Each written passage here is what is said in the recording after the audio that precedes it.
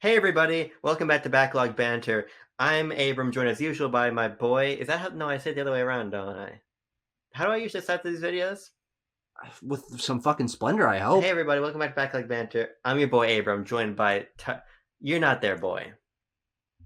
I'm everyone's boy. We'll keep it all in. Yeah, yeah. No, sorry, ready? Hey everybody, welcome back to Backlog Banter. I'm your boy Abram, joined as usual by Tucker Hazel, and this is the canceled episode because we have now been the victims of AI-driven cancel culture because Yeah. our channel was deleted. It came back Yes. about half an hour later after Tucker sent the appeal, and YouTube was like, "Oh yeah, obviously there's nothing to find on your channel. Sorry." But now we have been canceled. The Matrix has come for us. God, yeah. We're gonna sell a wealth management course. We're gonna talk about how the Mario movie is like a anti woke triumph or whatever. Or it's too woke. I can't keep up with all that. We're gonna talk about how Bud Light is bad or something. Mm-hmm. But before we do any of that, we're gonna talk about the video games we've been playing here on Yeah, Backlog Banter. that's gonna be BLB after hours. Right, Make sure to tune right. in. But before we even do that, I gotta remind you, subscribe to the channel, ring the bell, ring the bell, Ring the bell. leave a comment. And I think that's basically it. You know what to do. Yeah. Subscribe to the channel. Tucker, we haven't recorded a BLB in a while. No. I mean, it was before that you and I were together over spring break, which means that we've got a medium amount of games to talk about, but it also means that there's quite a few games that I played that I would have talked about, but Right. I don't know. I might be able to make them in sort of like mini topics where we could talk about a certain kind of game. Yeah. But it's been a while since I've played some of these, and I can give some general thoughts. Maybe making this sort of the freeform episode could behoove us. Yeah, I think so. I'm just pulling up my list right now. I mean, yeah, there's a bunch of games I'm just gonna like glaze over, I think. Like a donut. Yeah, just like one. Yeah. This is the donut episode. I want to go first. Okay. I'm just gonna work backwards to forwards, on my backlog journal. Did that check out? Which order does that mean? You all right with that? Just the way it start. Yeah, I'm gonna start with a game that I beat on March 15th. Sure. Or almost a month ago. Yeah, or in the language. Probably over a month ago as of uploading. Right. Because, brother man, I don't know when I'm going to edit this. Nah, it's fucking fine. Because we're not talking about anything topical, because we're starting by talking about Donkey Kong Country Tropical Freeze. Oh, that's true. You did finish. I was present when you finished that game. Yeah, you were?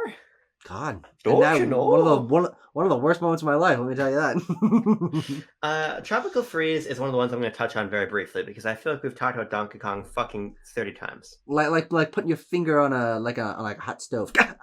Exactly. But very briefly. When I put my finger on hot stove, I push it down and it goes, and I go, ow, ow, ow, ow. I do that for about a minute. Yeah. But what I did for more than a minute was put my finger on the buttons of my Nintendo Switch to play Donkey Kong. Yeah, good metaphor. All right. Transition 100. As I said in my backlog review, and I'm going to keep it at the level of summary, Donkey Kong Country Tropical Freeze is, in my opinion, one of the very best 2D platformers ever made. Its core flaw is that you're basically fighting a bunch of like Penguins of Madagascar villains. I think you're fighting like cereal box mascots, you know? You're fighting like when you go... But not like not like Kellogg's. Like the cereal box mascots of like whatever the local knockoff brand. Exactly. Yeah. But for me, it would be the Super Savers knockoff brand, like Smackios or whatever the hell. And it's got like a fat bee with like a giant penis on it. I'm like, what the hell is that, you know? If I saw that, I'd want to go Smackio. But to me, that's the biggest problem with Tropical Freeze, because the level design is wonderful, the art direction is exceptional, in the way that it harmonizes with the level design to make you really feel like you're Donkey Kong, like you're a monkey. Yeah, is excellent. But we've talked about all that before. My only real prevailing complaint about this title really is just the generic tenor of the enemies. So while the rumors of the Donkey Kong game, if it's even real, returning to the Kremlings, is in some ways a bit disappointing in that they're going backwards, I also think that the Kremlings are an inherently much more iconic group of villains. And to me, the solution is to take the idea of the Kremling and come up with wacky new Kremling characters. Oh, absolutely. Yeah. And I think there's a lot of potential there. but you just keep the same feeling of momentum and the same emphasis on art direction. You have an excellent game. What was great about this time replaying Tropical Freeze is that I'd already done my, slow pace, get the Kong letters, get all the secrets run of the game. So this was me just going for speed. And what was really fun about it is just experimenting with the momentum and the ways you can roll through enemies to boost the momentum and how you can use Dixie Kong to take risky shortcuts and everything. I think this game has a much higher skill ceiling than I realized initially, and great replay value if you're somebody who wants to just get into the flow of a platformer. Great replay value in being able to largely eschew a lot of that slower collectible stuff and just zoom. Yeah. And I found that to be a lot of fun on a replay. So, love Tropical Freeze. Yeah. Interesting you talk about the art style, because while I think that game looks good, I actually am not a huge fan of the Returns in Tropical Freeze art style, because I do think it is pretty plasticky and basic. It's the new Super Mario Brothers art style of Donkey Kong, and I do hope that whatever Donkey Kong game comes next gives it a more distinct art style, whether that is, it could be hand-drawn, could be a more pixelated look, could be a softer look, anything that I think steers away from the sort of plasticky sort of simple look those games look good. Yeah. And I think especially when the level design and the environments are more vibrant and creative, that's when I think it really does sing. When you're getting the silhouette levels, when you're getting the fucking jelly block levels, I'm like, okay, I like what this is going for. But when it is just a jungle or just a water or just a free, snowy area or whatever, I'm like, this looks fine. But it's not as distinct as I would want it to be. I mean, I think the best part of the game is the free factory area. I think where that area really succeeds for me is it takes the idea of like the jungle area, but it punches it up with this idea of what if all these guys are running a factory where they make like jams. Yes. That's super cool to me. I also think that extends like the savannah level where the savannah starts to burn down in the midst absolutely. Of the parade and everything. There are really great motifs in the game. They're, as to your point, even though that's not really a problem for me, they're definitely couched within more traditional like overarching level ideas. Yeah. Well, no, my problem's not even the level ideas. It's like literally the textures, like the art style itself. I have no problem with the level themes and stuff. I think that's where that game is one of the best 2D platformers of all time, as people say. Yeah, I mean, I think just for me, then through that lens, the Switch version also does make the textures in like Donkey Kong's far way better. But I end up just not caring along the lines that you are, because I don't care that much. The level designs are so cool to me. I don't care that much either. I just think it can be improved. Sure, yeah. Yeah. I want hyper-realistic Donkey Kong. I see, okay. Yeah. Ooh, like Connectimals. Sure. Sure. Or like Zoo Cube. No, that's not hyper-realistic. Okay, Donkey Kong fucking Freeze. Let's do Donkey Kong Jungle Climber, because I played most of DK Jungle Climber. It was actually the first game that I really got into on my R4 card, which I was able to get basically every first-party Nintendo game that I wanted to on there. And as a sequel to King of Swing, which is a game I played last year and really enjoyed a lot more than most people do, I realized, man, DK Jungle Climber as a continuation of King of Swing, which maybe didn't need a continuation, but they got it anyway. It's just better. Yeah. I mean, the level design is a lot larger. There's more collectibles. There's more power-ups. The controls are a little bit tighter. It's fantastic in all of those regards. But I didn't beat the game because I didn't have rewind or save states. And Christ on a goddamn motorbike, these games are hard. These games are hard, and King of Swing was as well. But I was able to save scum that and really power through and see it to the end. But when I was playing through the same bit of an area on my 15th try, I'm like, I'm not enjoying this anymore. There's no sense of momentum, and those games for me work so well on a sense of momentum of moving through the areas as fast as I can, really feel like I can keep seeing more of the game. But you don't really control Donkey Kong. He kind of does his own thing, and you're trying to stop him from moving in order to move forward. Yeah. And because of that, it feels like the game's kind of fighting you. And when the level design gets way more hectic, it's a disconnect for me. Which made me just put the game down. Like, I see what you're doing, but frankly, the difficulty killed the pacing of the game, and I was like, I don't want to see this to the end. Even though I was really close. I'm probably 4/5 of the way through the game. Yeah, I mean, it is definitely a unique approach to pegging, that's for sure. Yeah, and I'm very experienced with that. Right. Yeah. I'm sure I've said it somewhere on one of these videos, but this is actually the first Nintendo game I ever had. Yeah. But I didn't like it as a kid, and I can't really remember why. Frankly, they are games I'd like to revisit. Particularly, I find King of Swing's art style to be really wonderful. Yes, the sort of that's a lot more appealing. Yeah, these are more like Donkey Kong Country style, but I don't think it quite has the same color palette or charm as No, I think it factually doesn't have the same color palette. So yeah. So I'll definitely play King of Swing, and then I don't know, maybe Jungle Climber, revisit my roots. Yeah. There's also a couple other first-party Nintendo games, early DS first-party Nintendo games I played from the R4 card. Pokemon Dash and Yoshi Touch and Go. Yeah. And look, these games are critically panned. Nobody gives them any compliments, and I always pride myself on being the guy that's able to take a look back at games that were not well received in their time and try to see their merits divorced from that context of that being the big Pokemon, the first Pokemon game that was on the DS system, or oh look, they're really trying something different with Yoshi. But these games suck. They're both so content light that it's actually funny. Especially for Nintendo games, which usually are relatively feature rich. And their focus on touch controls, just even though it's clever, it's one of the most ham-fisted. Like, we gotta do something with touching a screen.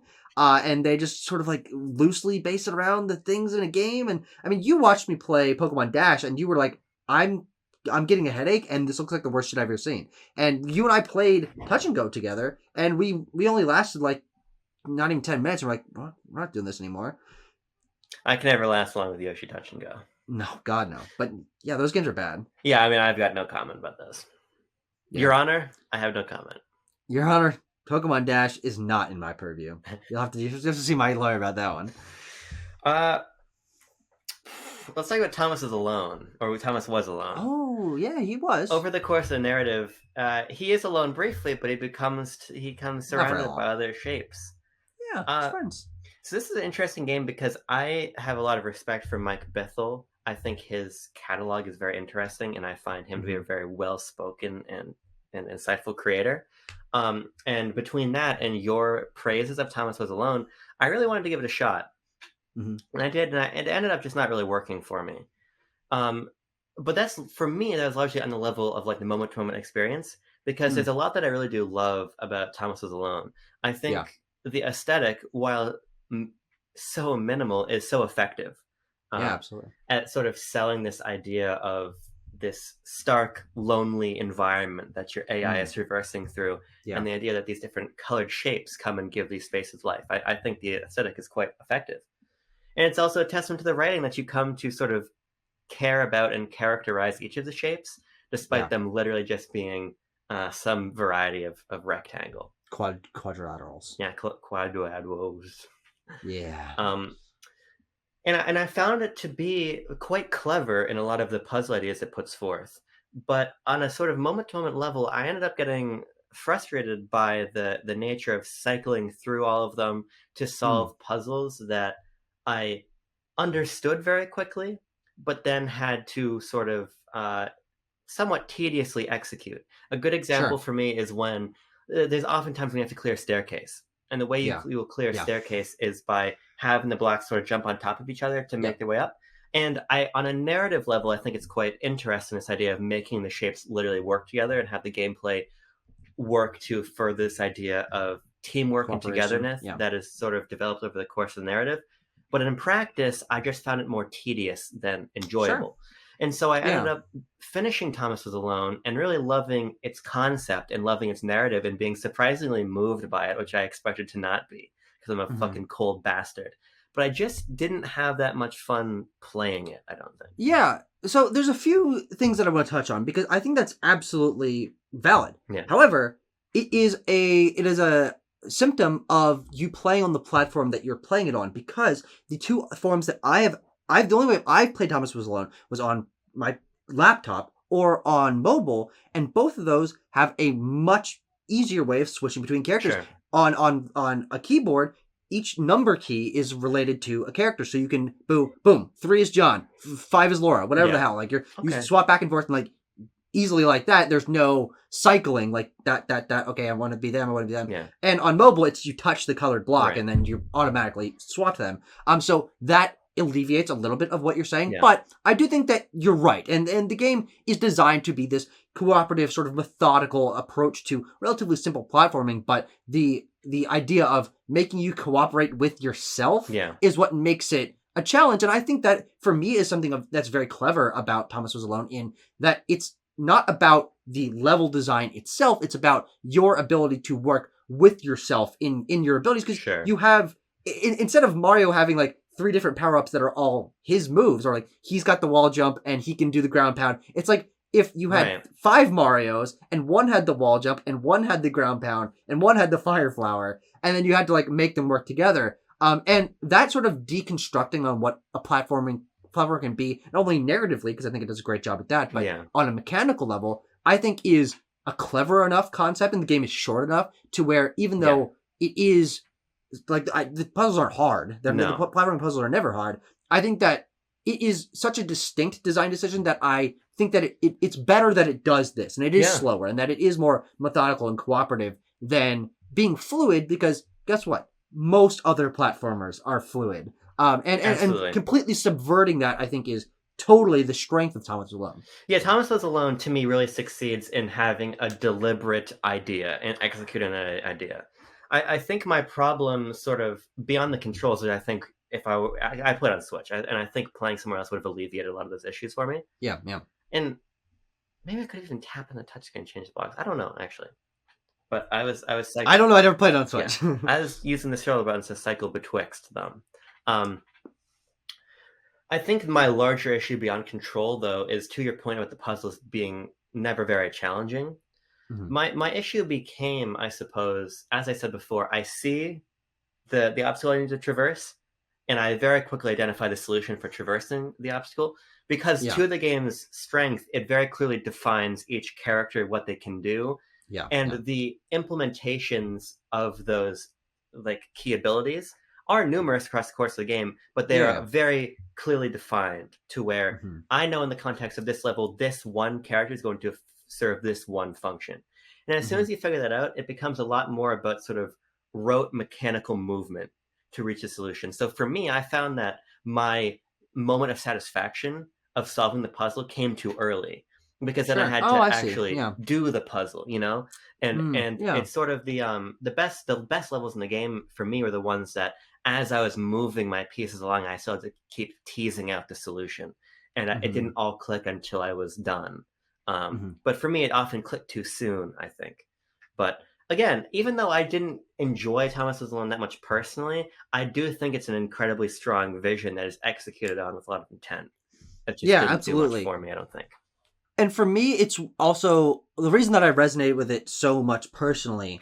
It is one of the early games that I found what indie games could do, and reinvented sort of my baseline for like, okay, if a video game can do this, I would like it to try and reinvent the wheel and attempt something fresh. And obviously Thomas Was Alone does those things in spades, and especially with the way that it presents its story, I think is really fascinating, of characterizing, as you said, the most minimalist characters probably ever designed in a video game. But I know all the names of the characters, and I know their personalities and their backstories and the dynamics that they accrue with each other across the course of the game. And it's also a game where you grow the cast at, I think, a really nice pace. And none of the characters feel like they get left behind, even though you're controlling up to 7 of them by the end of the game. And the idea of adding different elements of personality to an ever-growing group, and then that brings in a different perspective on the struggles that they're facing, and I think it portrays a lot of like very human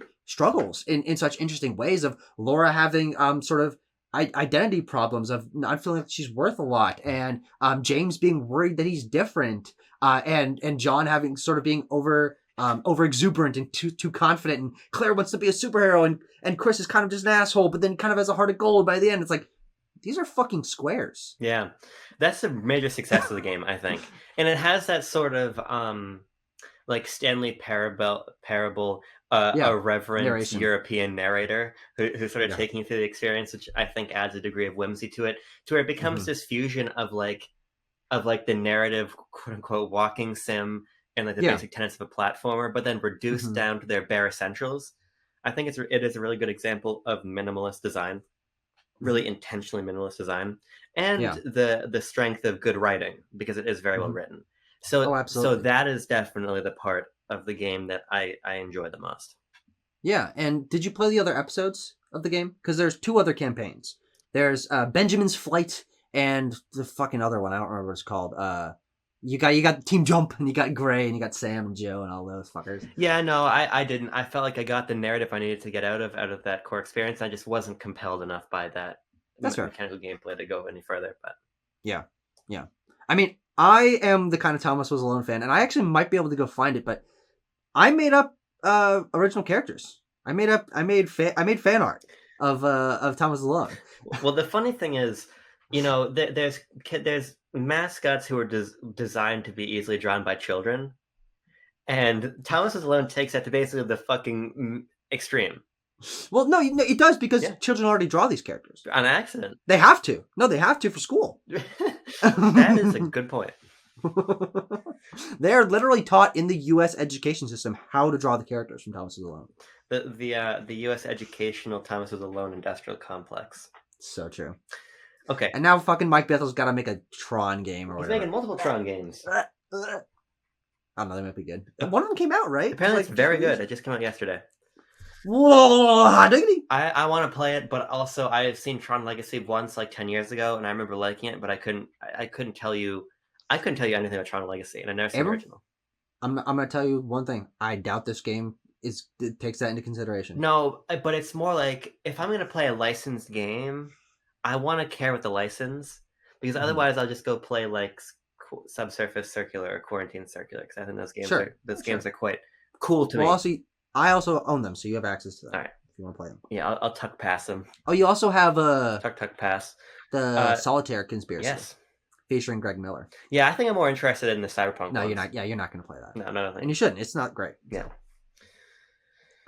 Your turn. Oh God! I mean, I was fair. I got to talk about one of my favorite games. I'm going to do a double header here, of Tomodachi Life, a game that you recommended to me highly a couple times, and I as the fucking Nintendo eShops were the end of their lives were dawning upon us. Yeah. I took it upon myself and I bought the game, and I played it for about 4 or 5 days. But I think while I respect a lot of the very distinct design decisions that it makes, it feels a little too mechanical for me, which is not in a robotic, I guess. Okay. Of you got to get the food, and then you feed them the thing, and then you check back in, and then they say a couple words, and it feels like it wants to be so lively and irreverent, but it didn't hook me because I felt like I had so little to interact with for the first 5 days I was playing it. Yeah. And I probably unlocked like a little under half of the little shops on the island. Yeah. I got quite a few of them. And each one that was added, I didn't feel like added enough for me to like be like, oh wow, can't wait to do that. This was another thing for me to sort of like ignore and like wish I was doing something a little more interesting. So I wish I liked the game, and I wish it was something that I cared enough about to get to the part where I have 30 fucking guys going around and building relationships and having children and jumping off fucking cliffs and dressing up as clowns and stuff. But I think the game's too bare bones for that for that start of the game. The first I don't know, I probably played 7 or 8 hours of it over the course of a few days, but it wasn't engaging enough for that first bit for me to be like, oh yeah, I can't wait to see what's next. It was just like, oh, this is it? I guess there's more stuff next, but like, why do I bother, I guess? Yeah, I mean, it's really just whether or not you have the intrinsic interest enough to be patient for that stuff to happen. Yeah, that's totally fair. Because the game definitely does evolve. I'm not a patient person. Never have been. It's the sort of game that rewards you your continued play for sure. Yeah, and for me, there's it's a good 20 hours in. It's like Xenoblade. It's the proto Xenoblade. No, this came out after Xenoblade. Yeah. Well, you know. It's... Yeah. Yes. Barely. Yes. The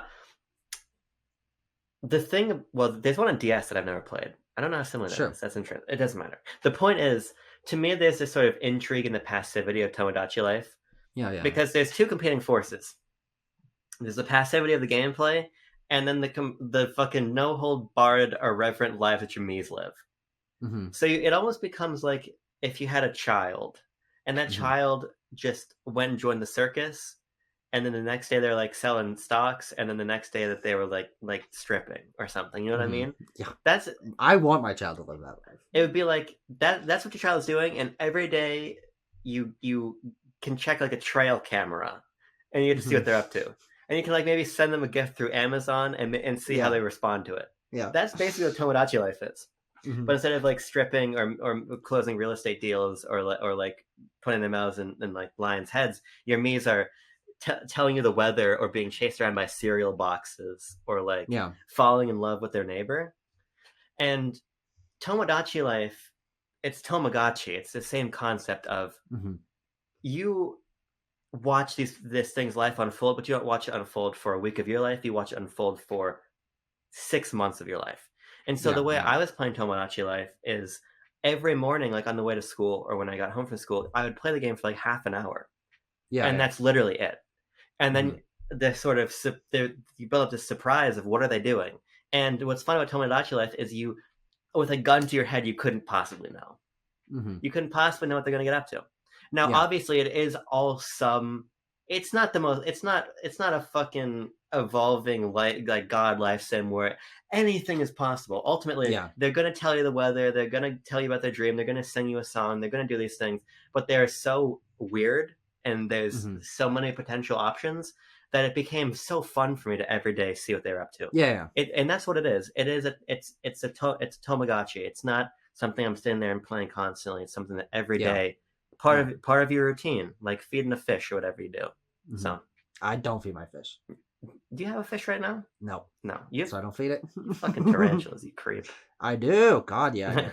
But I also put a really solid amount of time into Phoenix Wright Ace Attorney. Yeah, you did. I bought every Ace Attorney game that was available on the 3DS. And I played probably 10 hours of that first game. And I loved what I played of it. I think it's just enough more than a visual novel for me to really feel like I'm making progress. I'm talking to people and I'm visiting the other locations and Phoenix and all his supporting cast are so funny and endearing, and the cases build upon themselves in really interesting ways. And I finished, or I got like halfway through the fourth case. And I was like, oh man, this is so cool. In this one, the fourth case, Miles Edgeworth, who's been your rival for the other three ones, is suddenly on trial, and you have to be his defendant. So you're learning more about his backstory and the dynamic that he and Phoenix had as children. It's like, okay, I'm learning so much here. And then I looked up the length of the game. I'm like, oh, the fifth case is like actually 12 hours long. And I'm like, that's the exact same amount of time I've spent in all the other cases. And I'm like, I don't think I've got the heart to do that. Like, I'm liking this game a lot, but and also this is one of the shorter games, so I don't know if I'll ever be the Ace Attorney fan that I want to be. These games are so rich and they're so long that I don't think I have the bandwidth, frankly, to play like a 40-hour game and then a 50-hour game and then like a 35-hour game, and then it was like, Jesus Christ. And they were pumping these motherfuckers out on like a yearly basis. I don't know how they did it. But I really liked what I played of Ace Attorney, but it's too big for its own good. I mean, if these were sit down for like 6-7 hour games, I think I would have played all of them already. But when one case is that long, I'm like, I don't know if I can do that. I mean, it is a visual bold novel. Well, no, it's not a visual novel. It's like a visual whole set of encyclopedias. Right. I mean, you're explaining exactly why I've never really gotten into Phoenix Wright either. I don't have the bandwidth for that much reading in a game because on a very hyper subjective level, I just feel like I'd rather read a physical book. I'd rather, just get away from a screen for a little bit and just read an actual novel. I never do that. But I wanted to just shout out everything I bought on this store because I made a significant amount of purchases. I also just want to say I got a loose stylus holder. Did you see that just fall out? Yeah, I know that because I had your 3DS for a couple months and that thing's really obnoxious. I think I'm gonna put a piece of gum in there. Yes.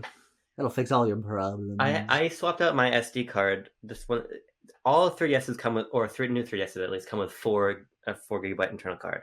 Yeah. I was fucking sweating bullets swapping out this card. It's not a specifically hard process, but you have to like eject the card, put it into your computer, transfer all the files, format the new card, put it all back together. I was so stressed out I was going to fuck it up. I didn't, thankfully. No, I did it as well. Yeah. But I didn't have to format my card, so I think that made it way easier. Yeah. I was like, I can't fuck this up. It's already formatted. Like, I just drag and drop. And if there's one thing I can do, it's click my finger down and move it.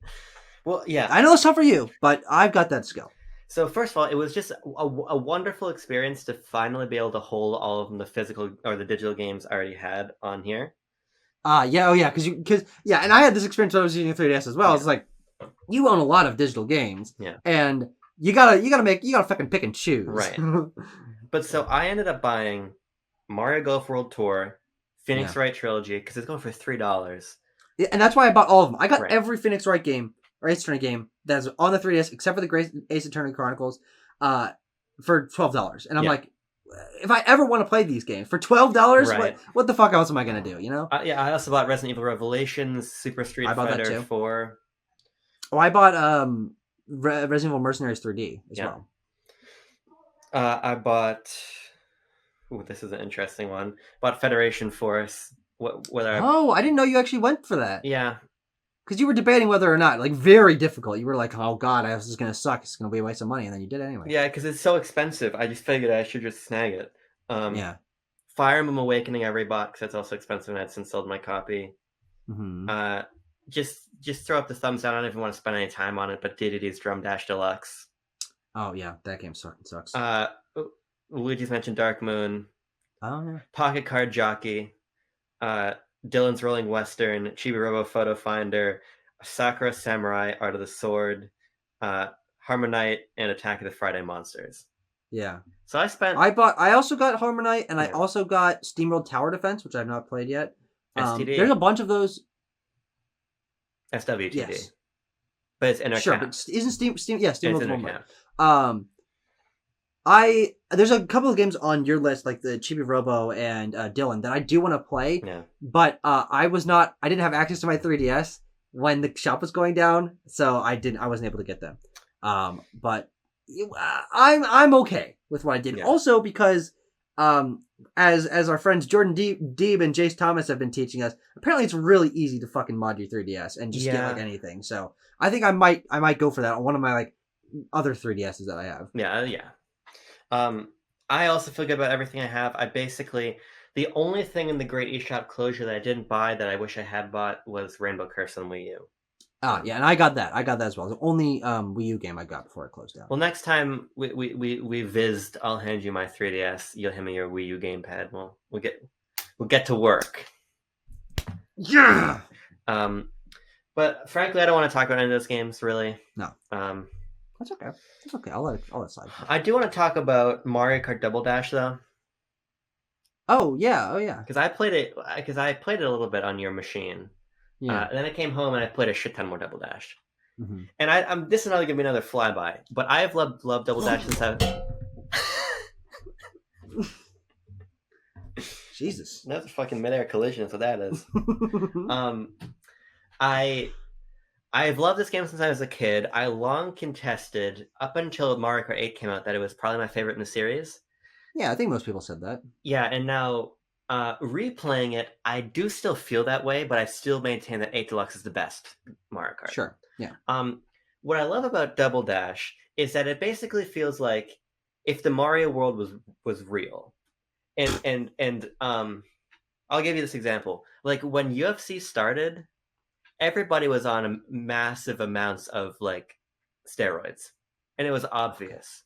And it took them a while. It took the UFC a while to say, "Look, we gotta start checking people more rigorously for steroids." You know what I mean? Yeah. To me, Mario Kart Double Dash feels like Mario Kart, but they let everybody use steroids because there's no. It feels like there's no regulations on the karting here, Sure. For a number of reasons. First of all, the items hit like surface to air missiles. You get hit by an item, I mean, your cart is fucking tumbling head over heels into the wall. Your driver at the back is going to be falling off. They're literally going to be gripping the cart, getting like a road rash from their nose to their toes, literally. Yeah. Trying to clamber back on. If your character in the back doesn't have an item and you try to use an item, you'll just punch somebody. Diddy Kong will try to fucking hit the guy will go past to grab him. Mm-hmm. Everything's a little bit slippery. You really you really don't have invincibility frames. If you get hit and a beat passes and you get hit again, you're tumbling further. But you tumble forwards. So there's times when you hit an opponent in front of you with an item and they'll just be thrown across the finish line if it's lined up right. Sure, yeah. To me, Mario Kart Double Dash has this like irresistible level of party game Mario Party-esque randomness and unrefinement that makes it so fun to play. Mm-hmm. The drifting's a little bit more technical than it is now, and you have to be a little bit more locked in because obviously there's none of the assists of the more modern Mario Kart games. So the skill is there, but the skill is balanced out a lot better, in my opinion, by the RNG of this version of Mario Kart. Like when I'm playing 8 Deluxe, and I've been playing 8 Deluxe since 2014. And if I get into first, so I've been playing Mario Kart 8 since 2014. If I get into first, you're just not passing me.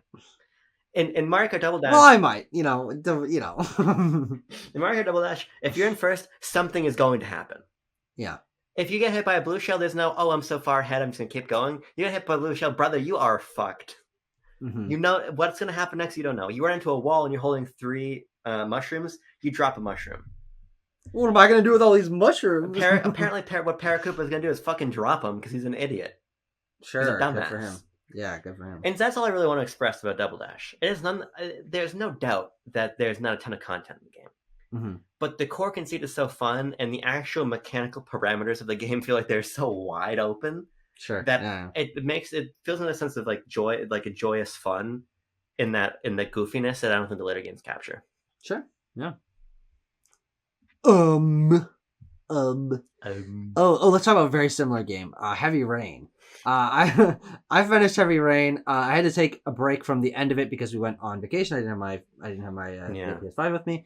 And I finished it. And I like it more than I think most people do. But the more I think about it, I'm like, actually, no. Because I started my Quantic Dream journey with playing Detroit Become Human, which is obviously a much more refined game in every way.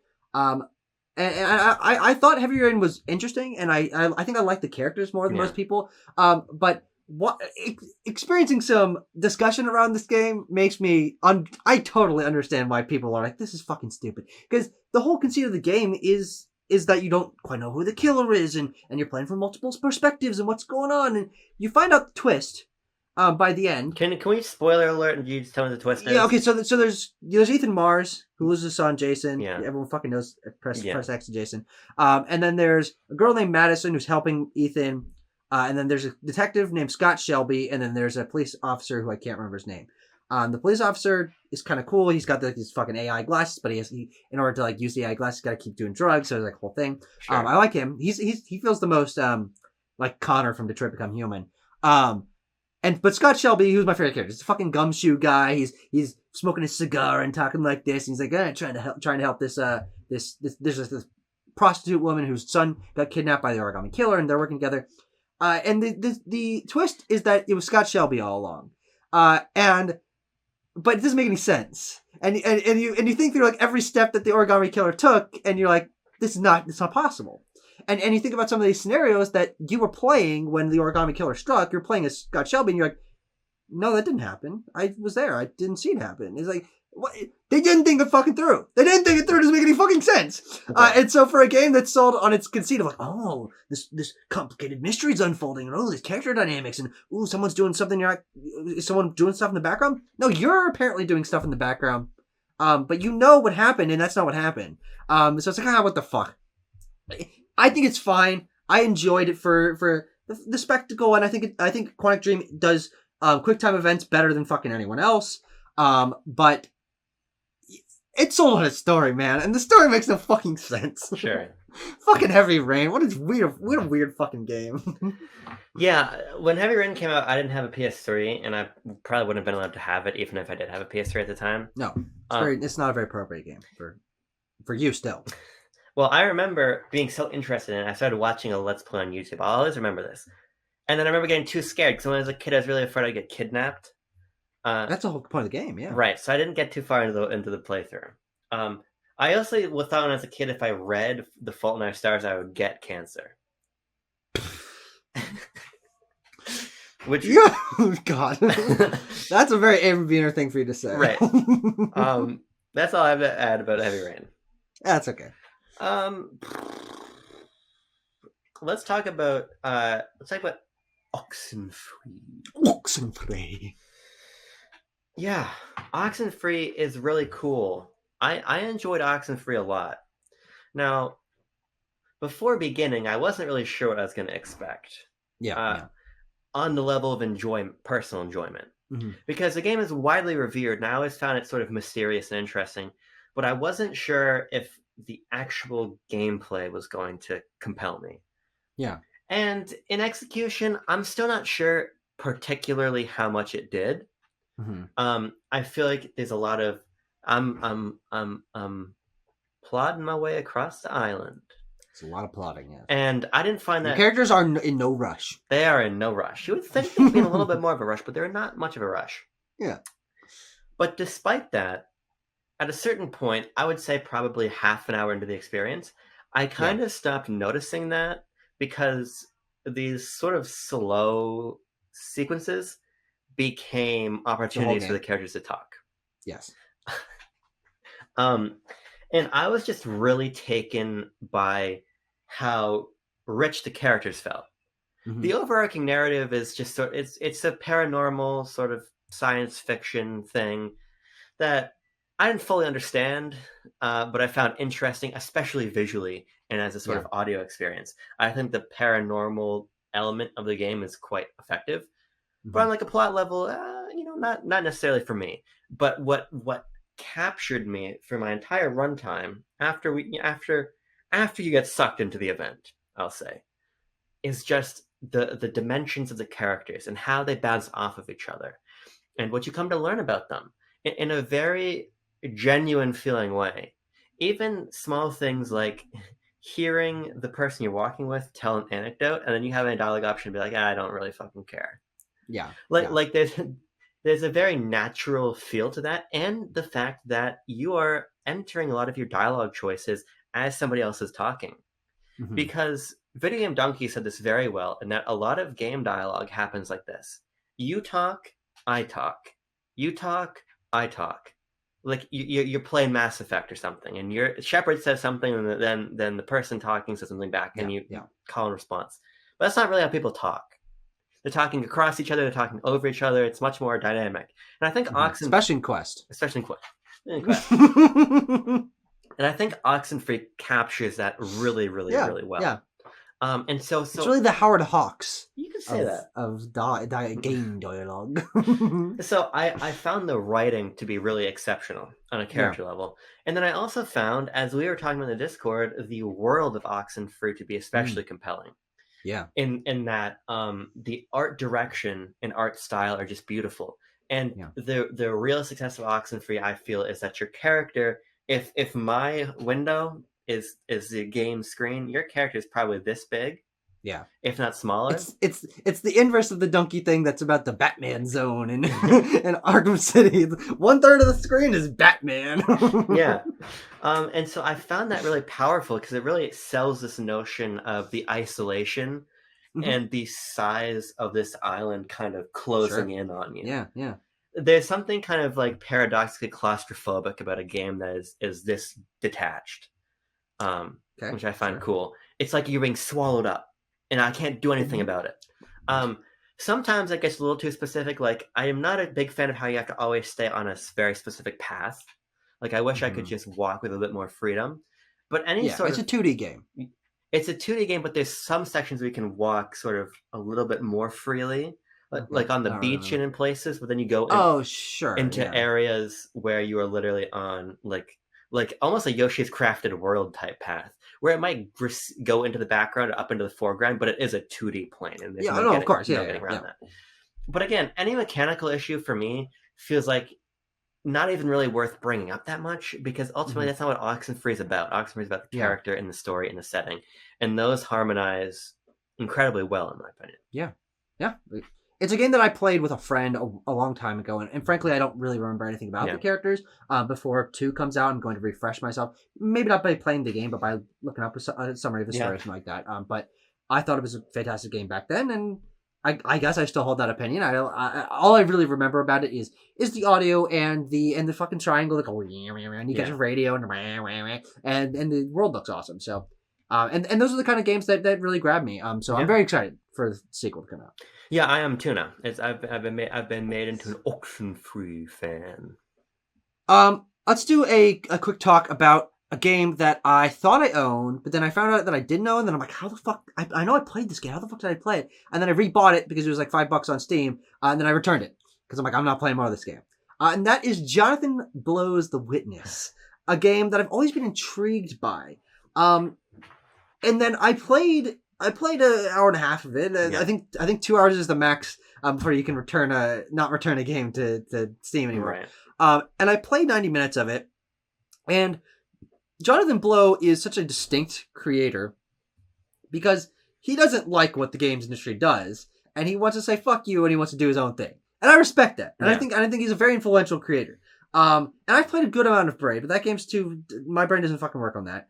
And my brain works even less for fucking Witness, because this is a game that it doesn't hold your hand. I just know what a hand is.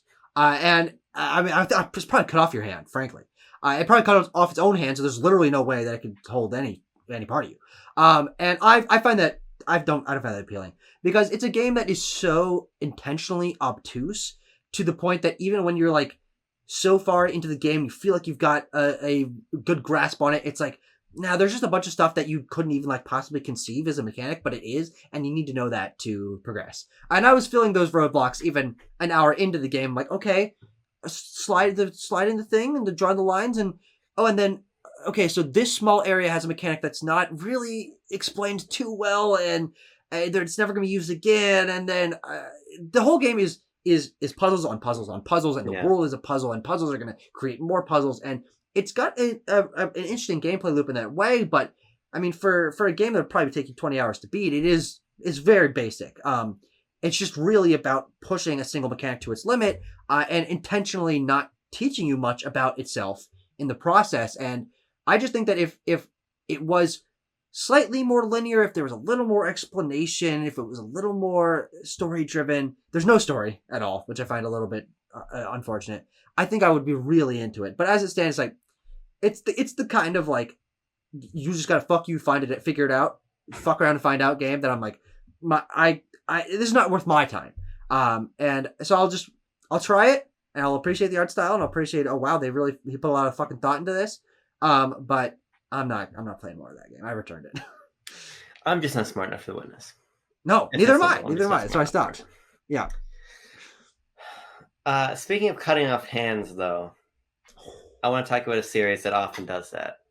Resident Evil. They don't say it in 4 Remake. They do not say Resident Evil 4 Remake. But Resident Evil 4 Remake is fucking exceptional. God, I am gonna play it. Yeah, I mean, I haven't played that many games that came out this year. I've played a lot of games this year, but not many from 2023. But I think this is the best.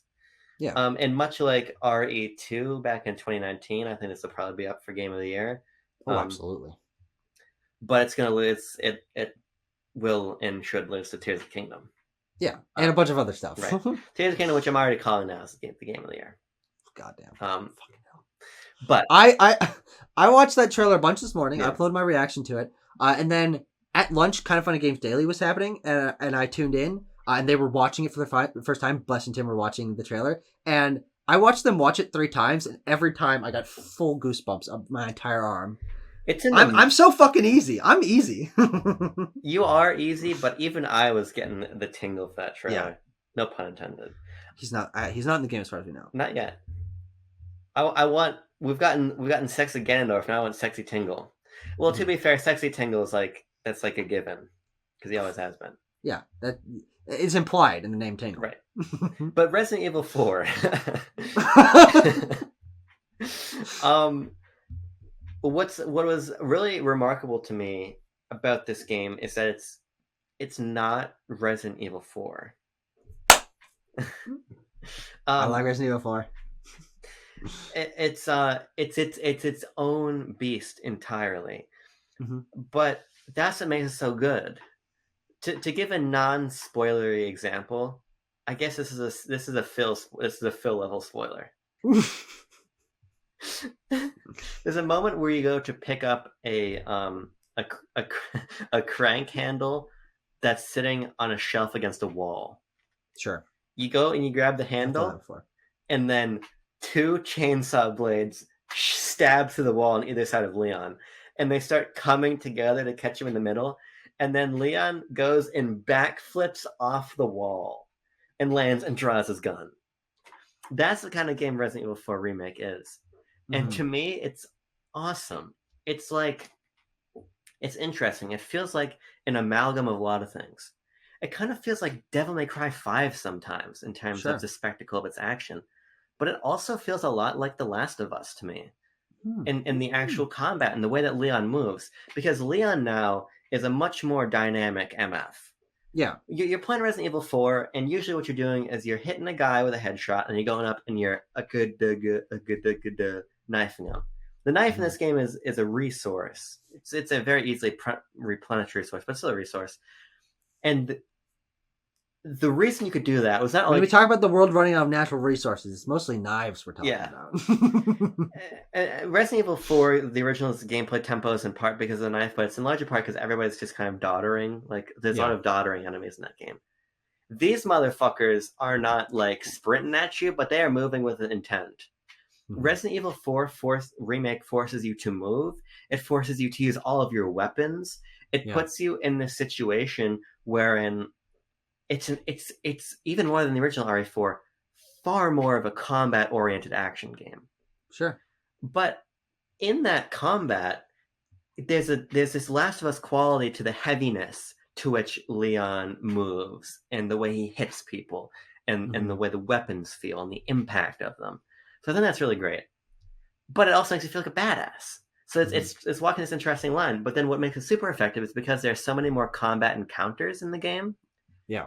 You run out of ammo a lot more in this one. You can't conserve your ammo the way you can conserve it in the original RE4. Sure. And then that, in turn, ratchets up the very deliberate survival horror elements of this title, which are pushed far beyond what the original offered. There is still, as I hopefully illustrated with the chainsaws to the wall portion, a shit ton of camp in the remake, which I was very happy about. Yeah, of course. But there is a scarier tenor to it also. I mean, truly scary in some particular points that I won't spoil. And so I find its ability to walk in these many planes of camp and quasi-fluid but grounded action and true survival horror to be really masterful.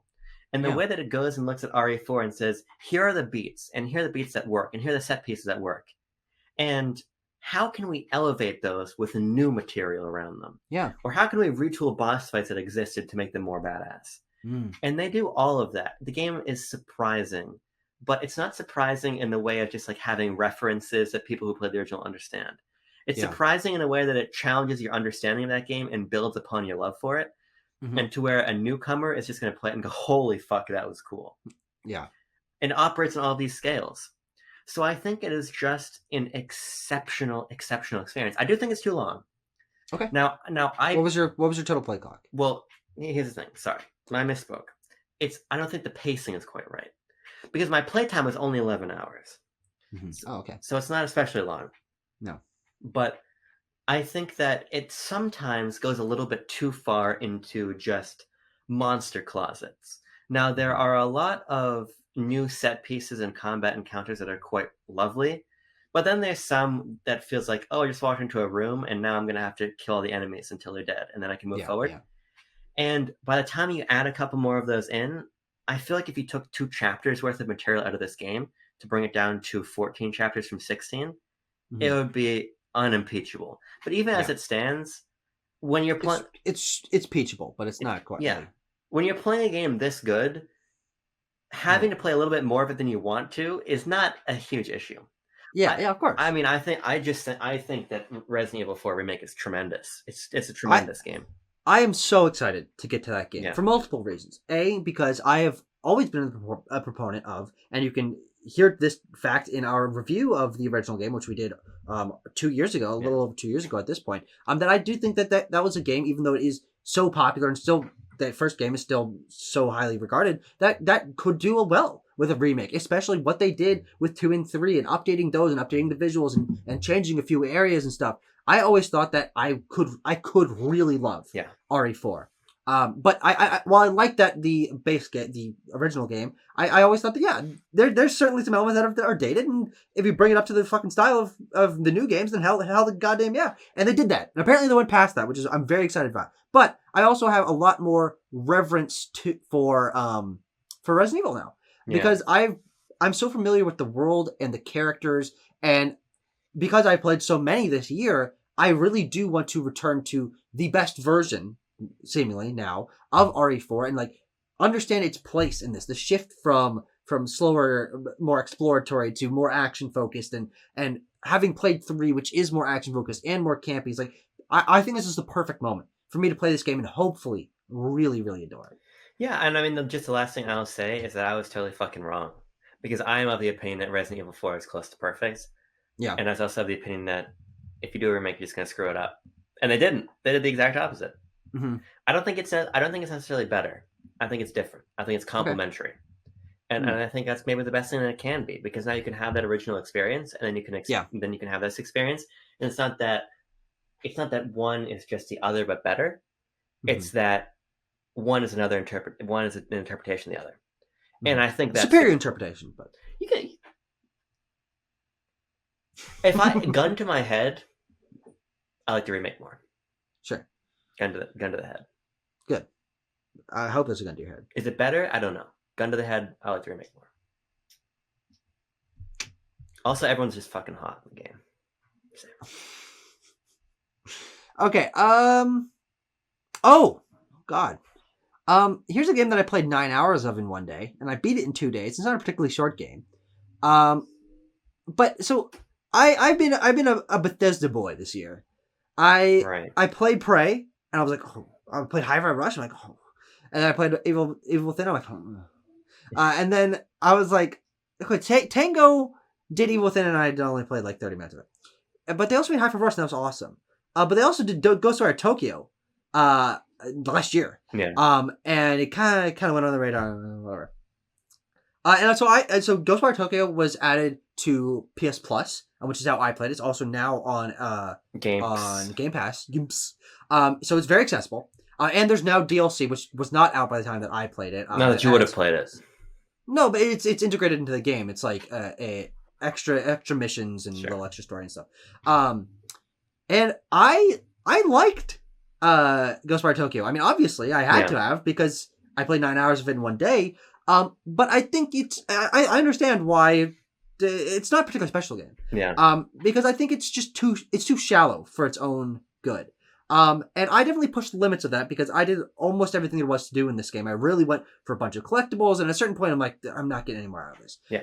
Because I was really in the mood for an open world game of going to each point and collecting what was over there, and just bopping around a whole environment and selling some things, doing whatever. And Ghostwire Tokyo has a couple very clever ideas. I think its presentation of modern Japan that's presented through this yokai lens, and everything's really focused on the history of Japanese culture, sort of modernized and turned into this light horror, campy aesthetic. It's a very fascinating game, and it's very quality from the world building perspective, but it falters in that the characters are whatever. Yeah. I mean, your main character, I think his name is Akiko, and you got KK, who's a voice in your head that's a spirit.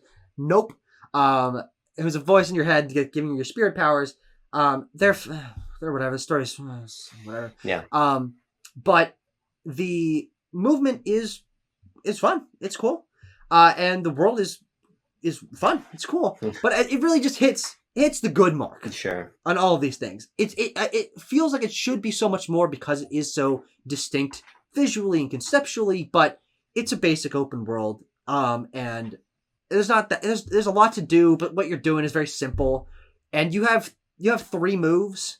And you get those after like an hour of gameplay, and then you have 3 moves, and that's it for the whole game. And it's like, oh, the cause of the combat is flashy, but it doesn't get any more. It doesn't get any deeper. So I don't know. I'm glad I played it.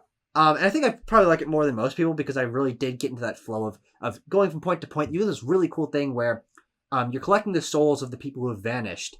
So you absorb them into these little cards, and then you go to a phone booth and you deposit them in the phone booth and you send them back. So it's got this really rewarding feedback loop that I really enjoyed. But I liked it because it was an open world game and it had that feedback loop, not because what this game does on its own merit of its combat or its story or frankly even its open world were anything above good. Yeah. Yeah. Yeah, I just can't say I'm especially interested in it. You did say you wanted to play it.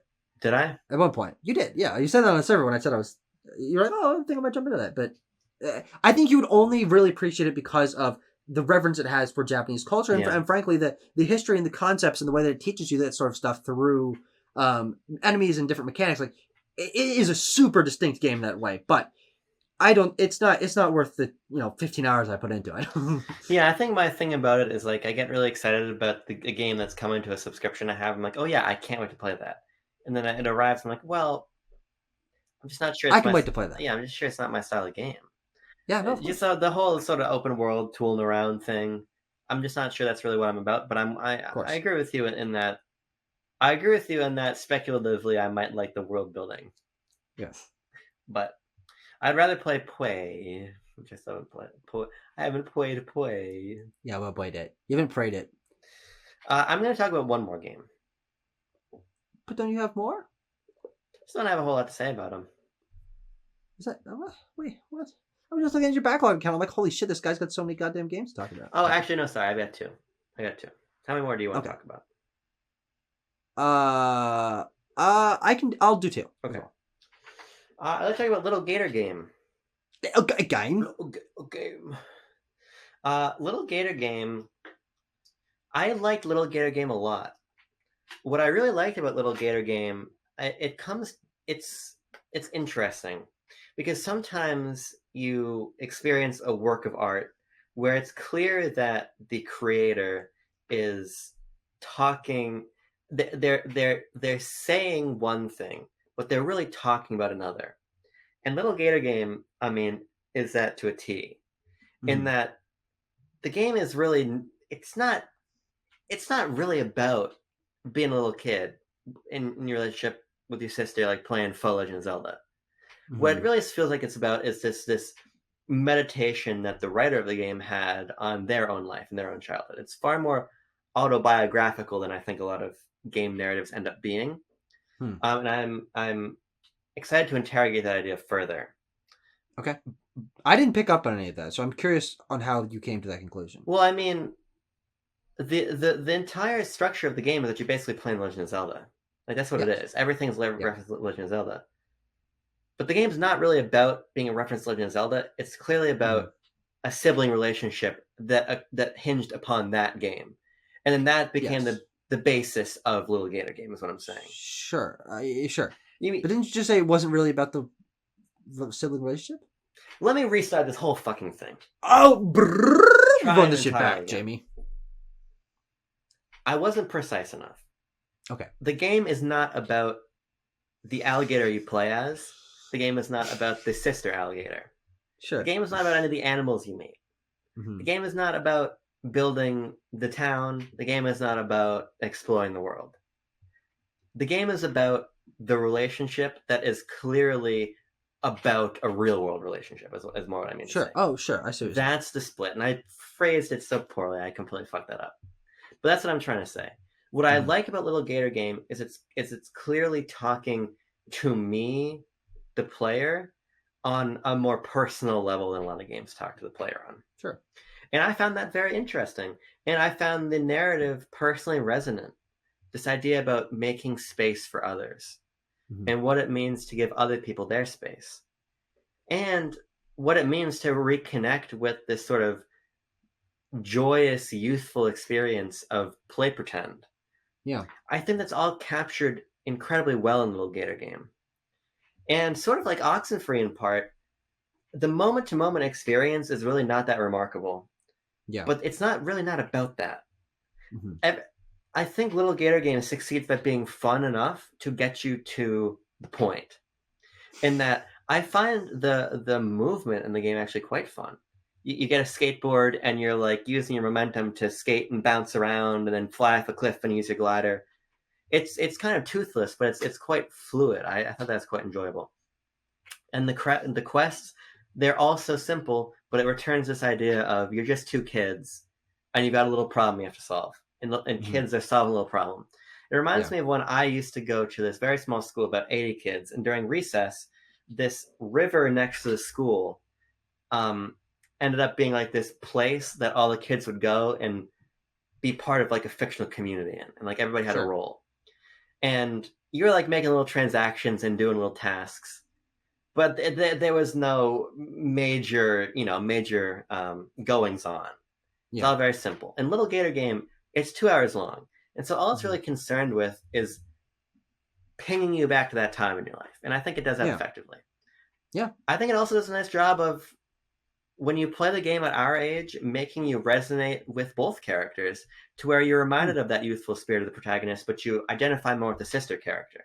I think, at least I do, and the sort of pressures that the sister character is under, and how those pressures are influencing the relationships around them. Yeah. And to me, that's why Little Gator Game's a lot of fun.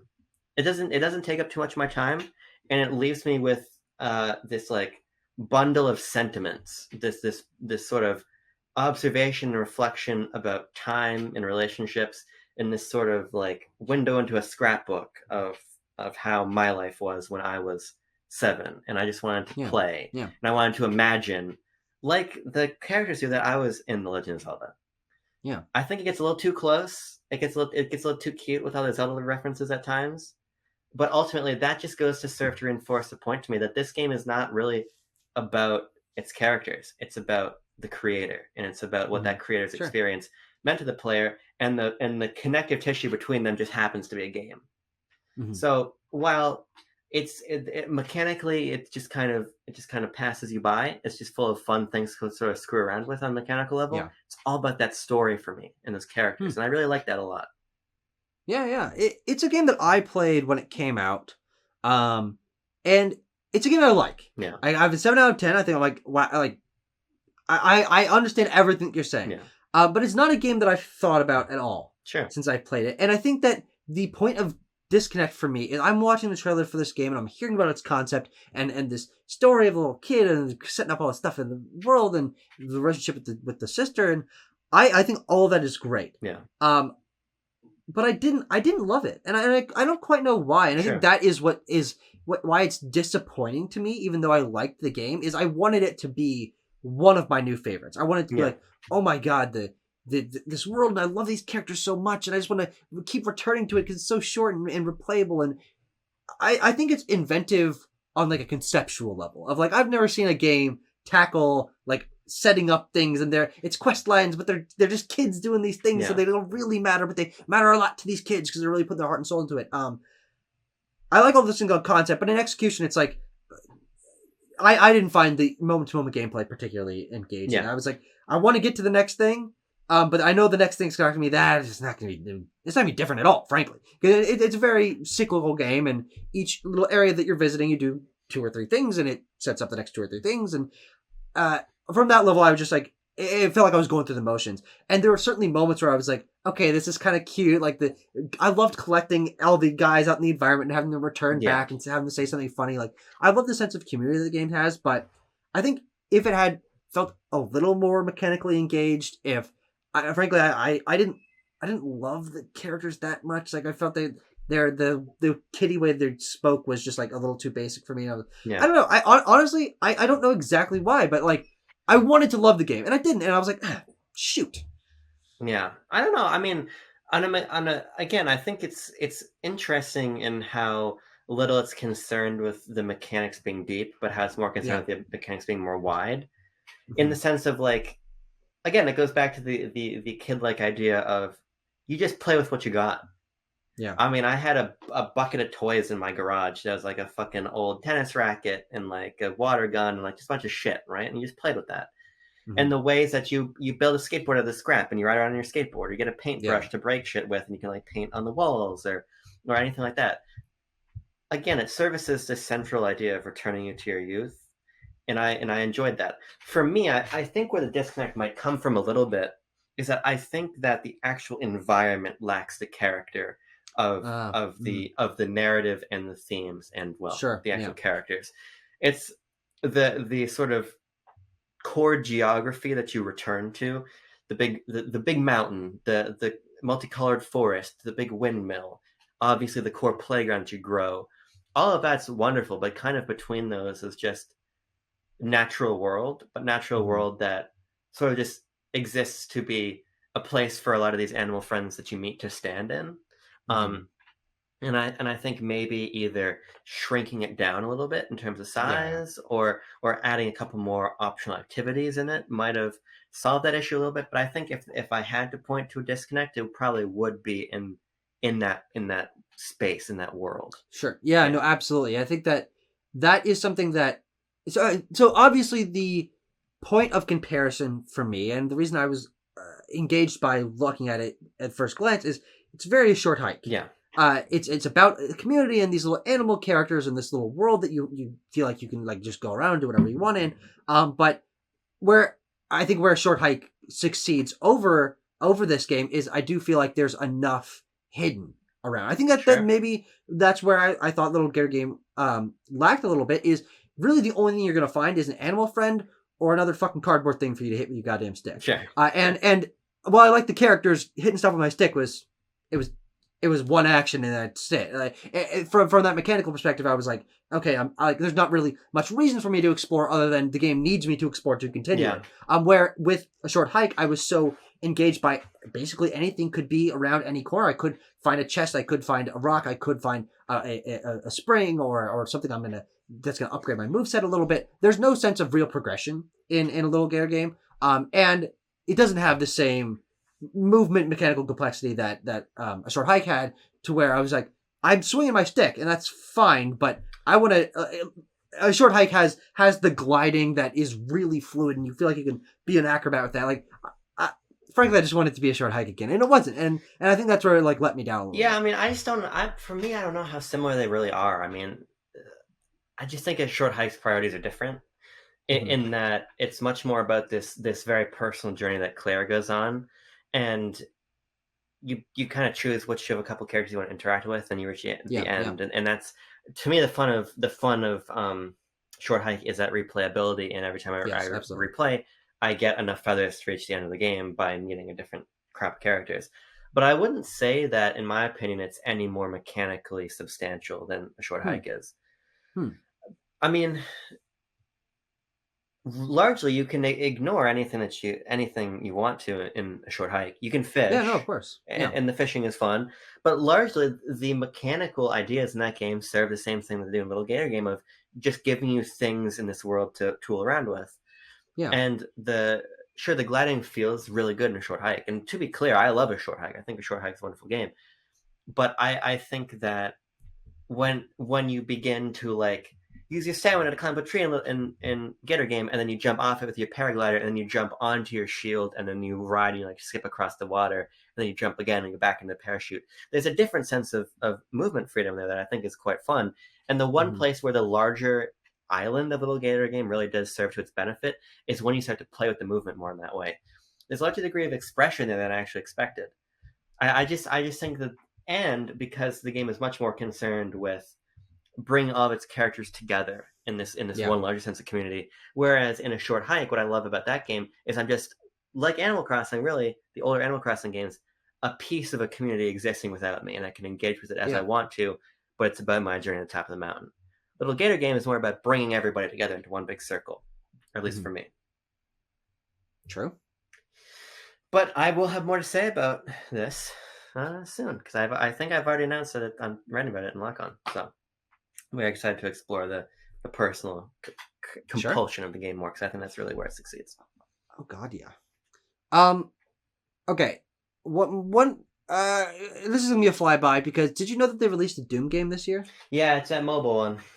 Yeah, it's a mobile game called Mighty Doom, which has got a lot of shit because it's a Doom spinoff, which Doom doesn't really do that. But it's a mobile Doom game that is one stick. It's a single stick shooter. Your little Doom guy fires bullets at whatever pace that he does, and you beat the enemies on the single screen. You collect their drops, and you get an upgrade, and you move on to the next screen. And I played this game quite a bit. I haven't really returned to it. I played it only in a couple of days, but I think it's a very addictive game. Yeah. I think that the fluidity of the movement and simplicity of the combat, like it lends itself to just like picking up and trying. It's run based, so you're trying to get as far as you can, and there's enough like collectibles and little upgrades and little chests for you to get. It's a very mobile game in its structure. But I liked it. I don't have that much to say about it, but like Sure. I do think it's cool that that Bethesda has this kind of avenue to experiment with its IP. I think that Fallout Shelter was a very successful reinterpretation of what Fallout could be from that sort of life sim, different god game sort of area. But as an arcade shooter, like more round based, more high score based, I think Mighty Doom is quite good. And I don't know. I just like that Bethesda has this sort of other avenues to explore, and so I had a good time with little Doom, Mighty Doom. Last games. The last game I want to mention is Chibi Robo, which I have now finished, and I now have a little Chibi Robo of my own. My guy's back well, there. On my shoulder, he's gonna fall because I'm covered in sweat. Chibi Roller. Roller. I think Chibi Robo is a great game. I think it's a really great game. I think it feels a lot more modern than a lot of things Nintendo puts out these days. There's a lot of things I really like about Chibi Robo, and I wrote about them pretty extensively in Backlog, so I'm just going to kind of summarize my thoughts here, and kind of be curious what you have to say because you played some of the game too. To me, this is like an actual mature game story. Like, okay. I feel like a lot of game stories are not actually not mature in the way that you might think of a mature situation in the real world. Mm-hmm. Like Resident Evil 4 is a mature game, but you could put any kid in front of Resident Evil 4's story and they'd get it, right? Mm-hmm. I mean, that's not to disparage the story of Resident Evil 4, it's to say that it has a much different intent than what this does. Because this is a narrative about like the family unit and gender roles and like conservation and sort of coexistence, and it really prompts you to think about these ideas. I think especially because they're more conservative in some ways than we'll put it this way, you would expect it for the time. How about playing it now? You might not expect sort of its positioning, but there's some quite traditional approaches to gender roles, but there's also some interesting and for their time subversive elements in that soup also. And so I found it to be quite an interesting exercise and a nice surprise in a game published by Nintendo to have to sort of grapple with these ideas and see a game so openly discuss things like divorce and bills and energy usage. It's domestic in a very interesting way like that. I really like that. And I had a friend, Ryan, at Nintyfresh who pitched a story about the sort of the domesticity of Chibi Robo, and that's one of the things that really got me interested to play the game in a thorough way, because I was quite compelled by what Ryan was suggesting, and playing it myself now, I totally agree. I think it's all really cool and all in that game. On a design level, this is really good open world design, because this is an open world game ultimately. Mm-hmm. Yeah, basically.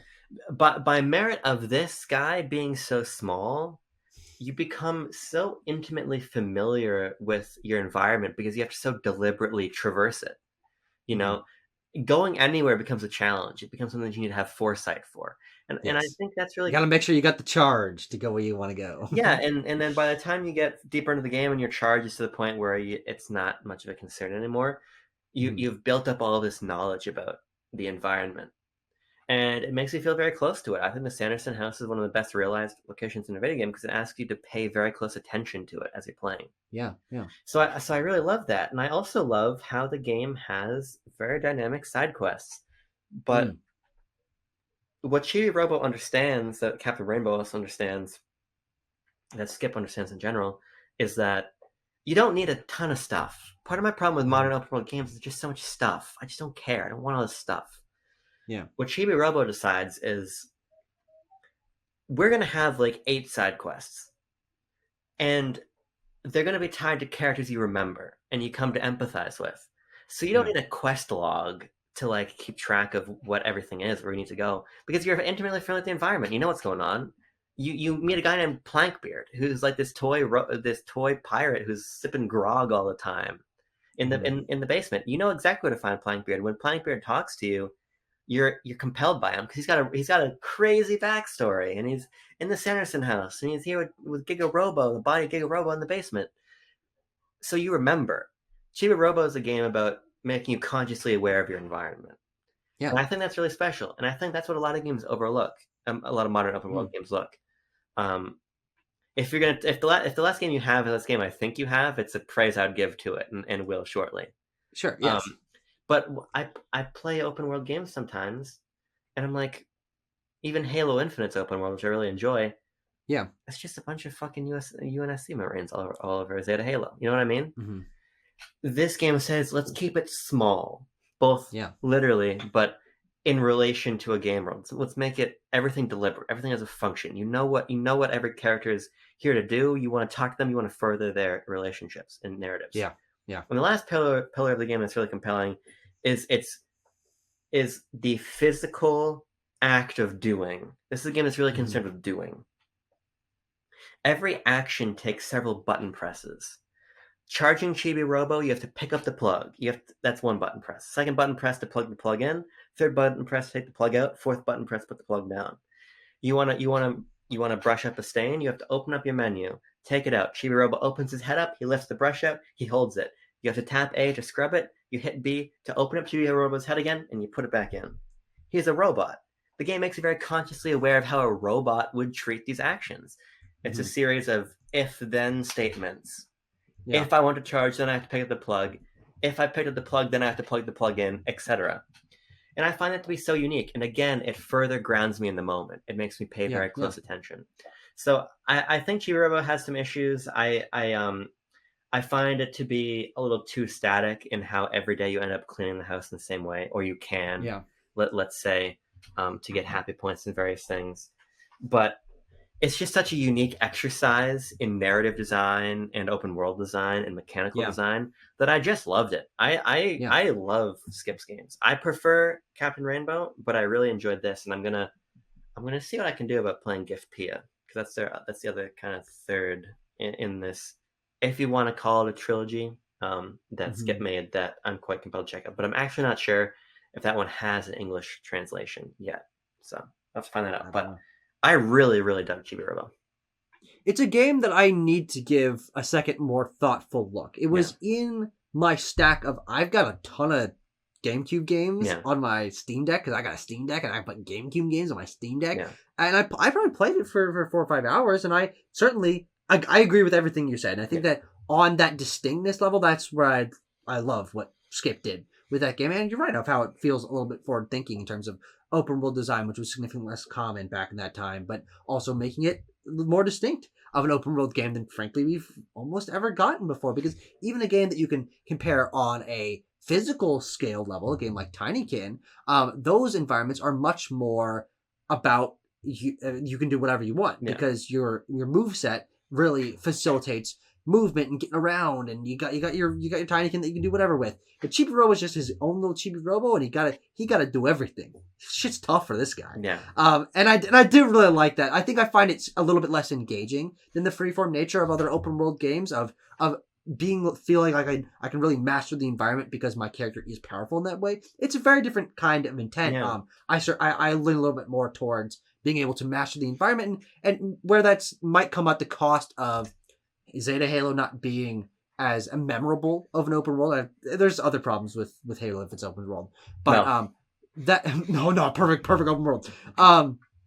But for me, the sense of mastery is a bit different with Chibi Robo because shit's tough from the beginning to the end. Like you get a little bit stronger, but you got to do fucking everything. This motherfucker got to do everything. I think getting from place to place, for me, it actually was a little bit similar to the complaint that you had about Thomas Was Alone. Sure. Is if I wanted to get up to the top of the sink because I want to go feed the little guys at the top of the sink each day or every couple days or whatever it was, I gotta go do the entire goddamn path again. Because it's Chibi Robo and he's gotta do it. He's gotta climb up the rope and then you gotta walk over here and then you gotta plot across the thing and climb up the thing, and that sense of repetition wasn't, I think, what kind of distanced me from wanting to like really explore everything, because shit is tough for Chibi Robo. But it is something that you gotta put real effort into and thought into everything, and that felt like I wanted to sort of skip those parts. Maybe I skip.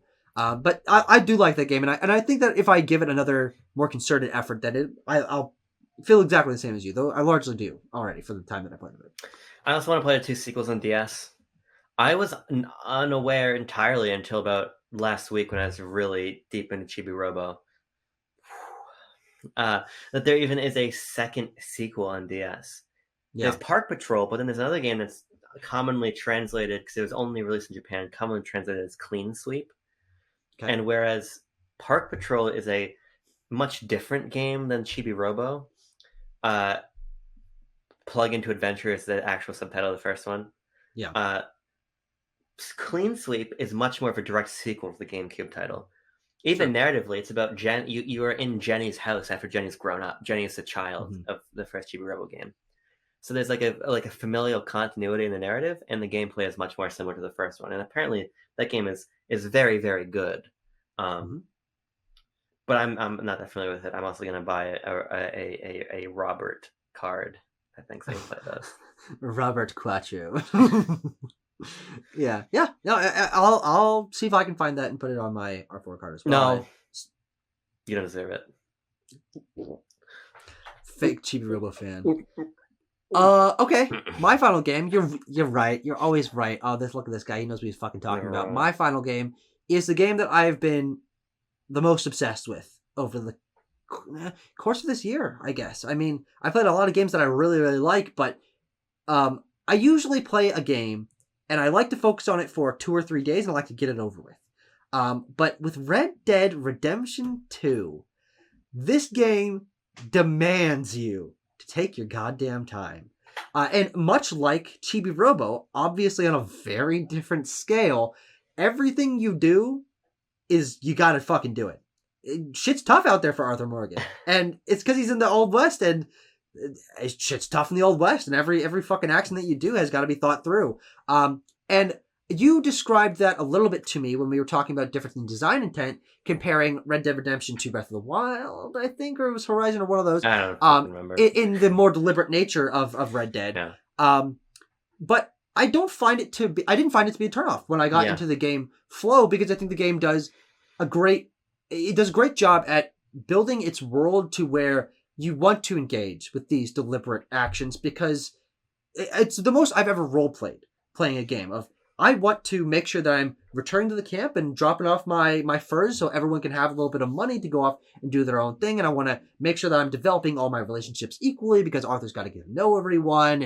And if he's shaving his beard or feeding his horse or doing whatever, it's like, yeah, it's part of his life. Yeah. And I really adore Red Dead 2. I put it down for the last few days because I've been reading approximately 30 Batman comics a day. But once I've kicked my Batman kick, I'm going to get back to Red Dead and focus on that before Tears of the Kingdom comes out, because I just adore this game. I think that the way that it builds the open world with every area, much like Breath of the Wild, every area feels like it was designed by the team. And of course, that's true for every open world game, but you can really feel it in the amount of landmarks there are and how no area is empty from something to discover. Which is something that I personally really like about open world games. And this game is very much on the level of, you open up your fucking map and you just got all sorts of different marks, and you got tons of collectibles, and there's fucking side quests and towns and cards to collect everywhere. But I do really like that, because it feels Like there's something around every corner, which is something I liked about a short hike on a much smaller scale. But the intent, Christ, the attention to detail of this game. I mean, I've heard it told to me. Yeah, But there's the nothing like architecture and the layouts of these cities, and the amount of stores that have elements that you can like go in and interact with, and even shit I don't like interacting with. Like, do you hear the fucking toilet going off? Someone flushed the toilet. Someone flourished the toilet. Yeah, it's going nuts. So I can feel the floor going. My toilet's broken now. One thing I don't even interact with, but it's like so much more believable and in continuity than any other game I've played is the stores, the general stores that you go into. You know, most time you go into a store and it's just one guy standing at the counter. You select the item off the menu and go on your merry way. But there is a version of that in that there's a little catalog. There's a little catalog, a little guide that you can flip through page by page, and it's all presented in like the hand drawn art style of what the early printing presses were of copying and pasting and all that. You can also go up to the shelves and grab the item off the shelf, take it to the guy, and pay for it. Like, you pick up the item. It's like if the picking up the item thing of Last of Us 2 was the entire shop. And Arthur Morgan is not going as Abby or Ellie might be, or Joel. He's going up and he's picking up an item. Yeah, he's a very deliberate man. Yeah. And I played almost 20 hours of Red Dead Redemption 1 in the summer of 2020. And I kept trying to love that game, but I really didn't. I didn't care about, what's his fucking name? John McIntyre? What, fucking John James Marsden. McAvoy? James Marsden. John Marston, the main character of the first game. I didn't really come to care about him. The world felt really desolate, intentionally so, and I've actually drawn an interesting connection between three games that I like their sequels more, which is Red Dead Redemption to Red Dead Redemption 2, God of War to God of War Ragnarok, and, fucking get this, topical reference, Legend of Zelda Breath of the Wild to Legendary Tears of the Kingdom, is you make a game that's based around isolation, about really focusing in on one person and their dynamic with this large, desolate, open world, feeling alone. And I like Red Dead Redemption 1 a lot less than I like God of War, Breath of the Wild. God, I fucking love those games. But from what I see of Tears of the Kingdom, from what I love about God of War Ragnarok, and from what I really adore from what I played of Red Dead Redemption 2, is populating an empty world with a group of characters that you care about just makes me so much more enthused about doing fucking anything. Yeah. Returning to the home tree, not the home tree, that's Avatar, the world tree in Ragnarok, and just talking to Mimir and Freya and Brock and Sindri. Brock. That was a Pokemon reference? Is that what you're getting at? Fuck off. Was just such a relieving feeling of like, I feel like I have a home to return to and can really think this through with other people. And it's the exact same way in Red Dead 2 of you've got so many characters that you care about and that you have a base to return to. And I'm really excited for Tears of the Kingdom to populate the world with more characters that are interactable and fighting alongside people, because Breath of the Wild is a fucking lonesome ass game. Unless you're in a town, you're not really going to run across people unless they're a banana guy that's going to fucking turn into smoke and like try to kill you. Yiga Clan moment. Yiga Clan, yeah.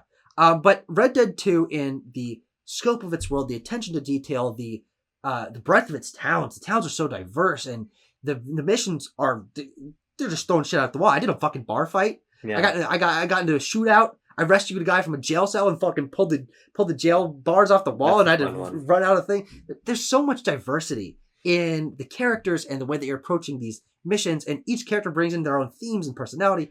I want to spend 100 hours in this game, and it never happens to me. There's a couple games that I really love that I really want to spend it, get everything in, but Red Dead Redemption 2, once you get into that open world, was so intoxicating for me to just be like, no, I'm going to live my life in this game.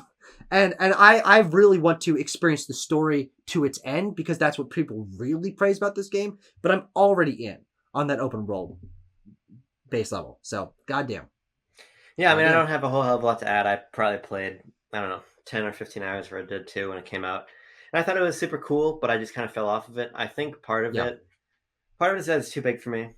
Part of it is that I would just like meander off and like get into shootouts with the sheriff or like try to rob trains or like do shit, nothing, just burn myself out partially. Yeah.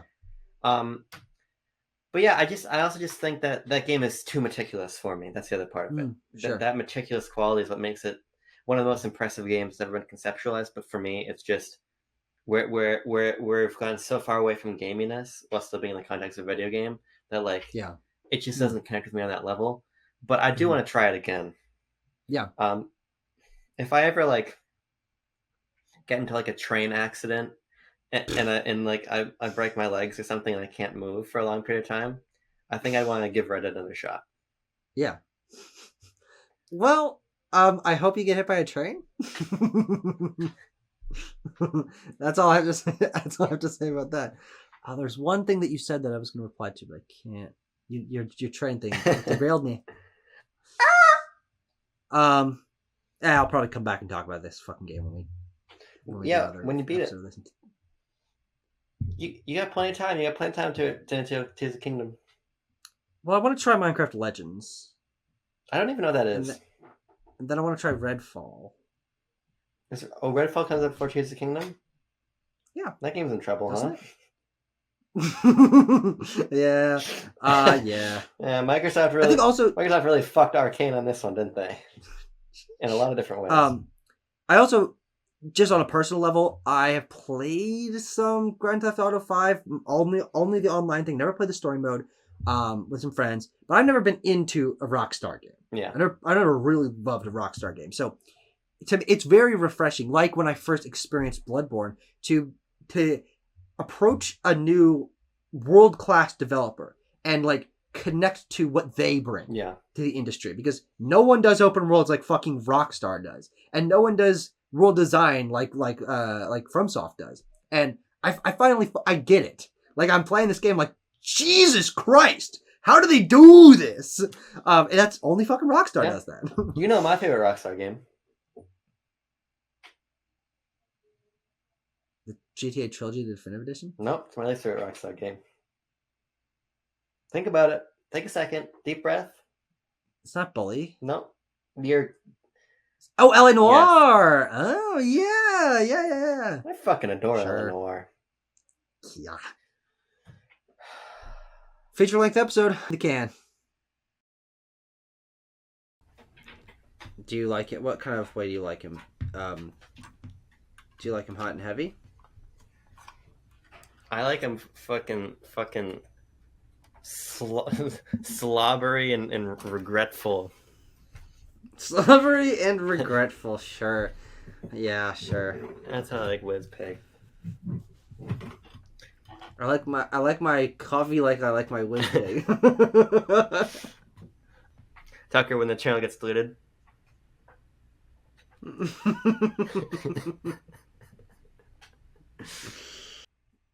Alright, do any of those fucking bread pongers need your help again? Or? No, I'm just double checking. Do they need you to save them like they do every other fucking 3 hours? They're like, help, Abram, we're drowning in quicksand. We have no other way to save ourselves except for you to help. They're actually falling into quicksand so often that when I arrived in the UK to visit John, my entire suitcase was just full of about... quicksand. No, it was full of about 30,000 feet of rope. 30,000? And so what happened? I don't think you realize how many feet of rope that is. What? How many feet are in a mile? 5,000 feet in a mile. So I gave him 6 miles of rope. Oh, wait. No, mile. There's 5,000 feet in a mile. No, there's not. There's 5,280. The point is, I gave John enough rope to where he ties one end on his belt loop, and I took the other end home. So when he falls in the quicksand, I just start pulling. Now, all right. We already were overestimating how many, or underestimating how many feet were in a mile. But 30,000 feet is a lot of feet. About 6. But it's certainly not enough to go across the fucking That's ocean. Why I'm saying I misspoke. I brought enough rope to spin. Sure, whatever specific amount that. And he texts me, "Help, I'm in the quicksand again," and I just. It takes a while though. You have to stay really still. And usually by the time he's like totally submerged in the quicksand, like Adam Driver is in the mud in 65, then he feels the tug of the rope. That's about when I'm able to get to him. Mm-hmm. Yeah, explains the brain damage. Right. Yeah. No, you just got poo in the brain. You wish you had it on your chest, brother. You fucking brother, pervert. Man. Yeesh! This guy stinks because there's poop on his chest. Give me an intro, you fucking. Yeah, I gotta clean up after a scat session.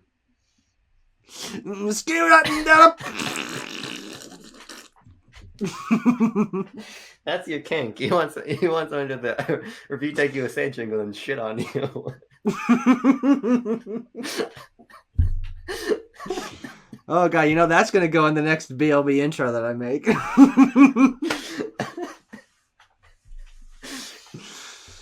Jesus, I'm red as a tomato. Tomato.